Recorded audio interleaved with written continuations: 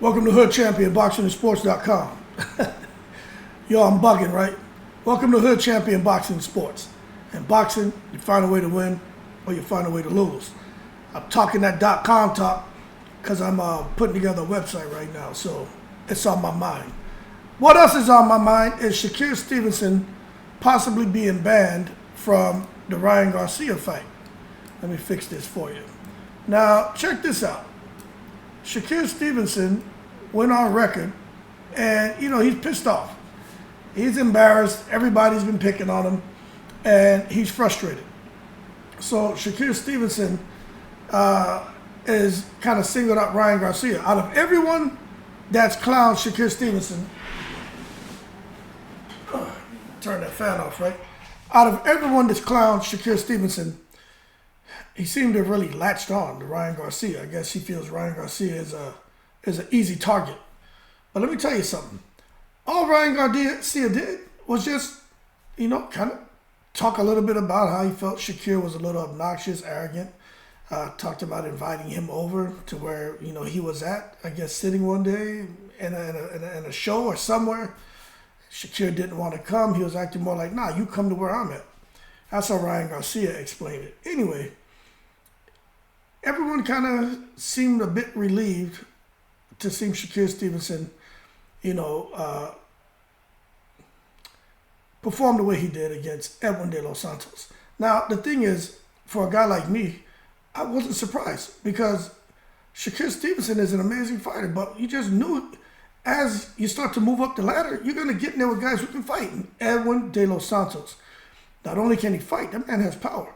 So Shakur underestimated him, which is stupid because if you know anything about boxing, you watch Edwin De Los Santos, you can see not only does he have power, he has skill. Okay, so I wasn't surprised that Shakur got the reality call in that fight.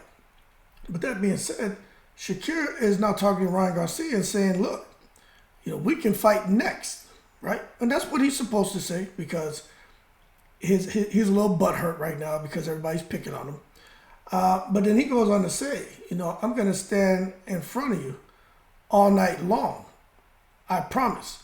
Now, this is what the concern is that Ryan Garcia has a fight coming up this weekend and that there's a chance Shakur Stevenson could show up at the fight and create problems. And let me show you something. Right here. That's hilarious.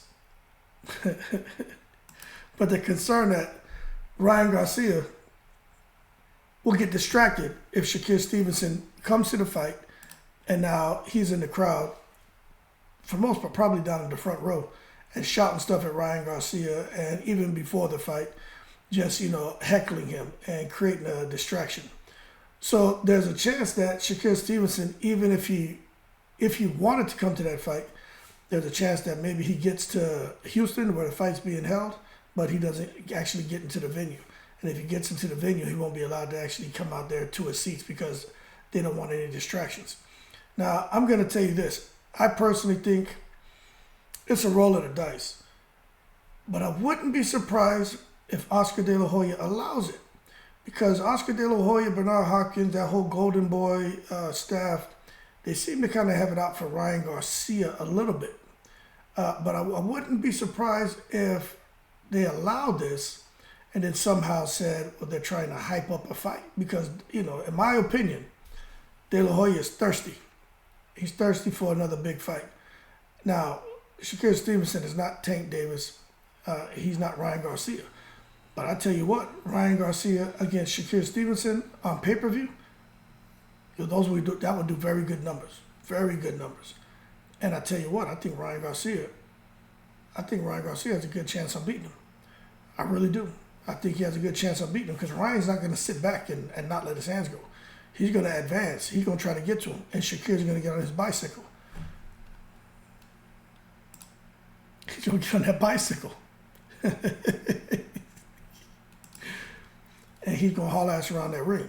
So I wouldn't be surprised if they allowed it. But in my opinion, I think Shakur Stevenson should just relax, stay off of Twitter, and quit worrying about everybody, saying things to him, making fun of him, teasing him. That comes with the territory. The same way he can dish it out, you got to be able to take it. You know what I'm saying? You got to be able to take it.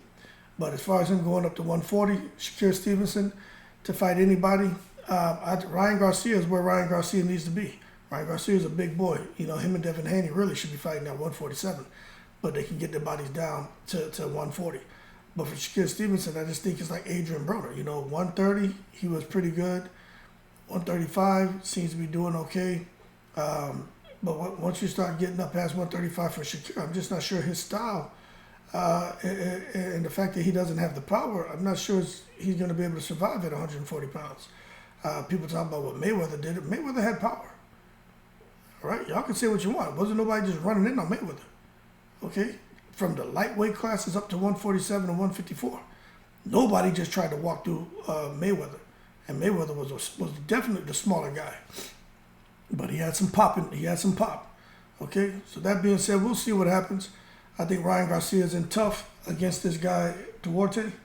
I really do, man. I just don't think that's going to be an easy fight when you're going up against somebody who's coming to knock your head off, man. But at the end of the day, the fight takes place this Saturday, December 2nd.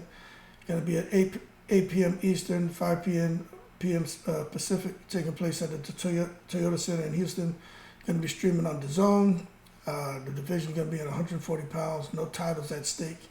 Ryan Garcia is a 3.5 to 1 favorite, which no surprise. But on the undercard, the fight that I'm really paying attention to is Ismael Barroso. He's the guy who fought Rolly Romero, and I think Barroso is going to knock out Harold Davis. I think Barroso is good, and I think he can crack. People keep calling him an old man. I don't think that's funny. I just think, depending on people's circumstances and how they grow up, that's just from hard life, man. And if you didn't grow up like that, then you don't know. If you've never seen it, you don't know. And I'm not talking about growing up out here on welfare. I'm talking about dirt floor, galvanized roof, having to go get water from a standpipe. If you have that, that's what I'm talking about. No electricity and shit. You know what I'm saying? Rotten wood for whatever you're living in made out of. Some people have no idea what that kind of life is like. I do. So when I see Barroso, I don't see this guy who's 50 years old, and that's all bullshit. I see somebody who probably comes from a very hard life, hard background, and it shows up in his face, which it does for a lot of people. But nonetheless, also on the card is Floyd Schofield facing Ricardo Torres, and Shane Mosley Jr. is facing Joshua Conley. But prediction for this fight, I don't know, man. I think Garcia, if he gets him by round, probably round 6. He's got that kind of power, but if Garcia can't hurt him, because Garcia's in between trainers. If he's trying shit like what Derek James and Anthony Joshua doing, trying to float like a butterfly and be a boxer, then Ryan Garcia could find himself getting knocked out, because that ain't Ryan Garcia's style. Ryan Garcia is a fighter. Let the man fight. But anyway, y'all keep cool. Shout out to the veterans, all 7 continents. And if you didn't know, Ryan Garcia will be fighting for the first time since he was knocked out by Gervonta Davis in April of 2022. So he's been out the ring for over a year. But Ryan Garcia had some success in that fight against Gervonta Davis, but it's just supposedly came into the fight with an injury. Davis landed a big left hand body shot, put him down. So he moved up to 140. Feels stronger, feels better, new trainer. So we'll see how it works out. Y'all keep cool, in the breeze. Please make sure and subscribe.